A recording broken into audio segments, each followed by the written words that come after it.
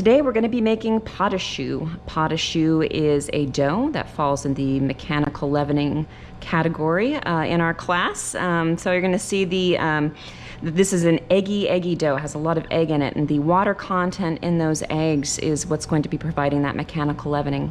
I'm going to make a half recipe of our recipe here on page 1084. I worked out about how many eggs I had. I based it on that and decided that a half would be fine.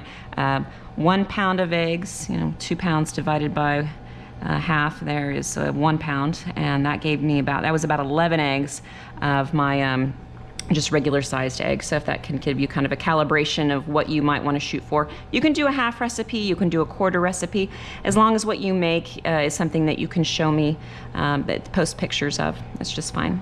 Pâte à choux literally translates to mean paste of cabbages, or paste of cabbage, because the dough itself, when it's baked, especially in little poofs, it looks like little cabbages coming out of the oven. It's a very versatile dough. You can use it to make cream puffs and eclairs, like we're going to be doing today.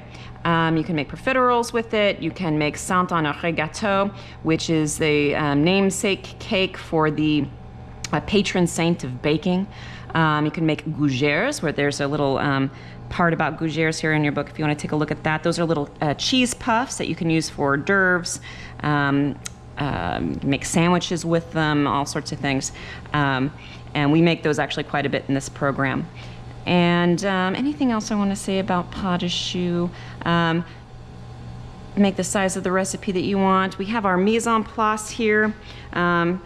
We've got some bread flour that we're using. As your book says, bread flour, and that is because there is a higher protein content in bread flour, and we want to be creating something that's going to have a lot of structure, can hold cream that we're going to be piping in there. The pastry cream we made last week, we're going to be piping it in. So we want to have something with a firm structure.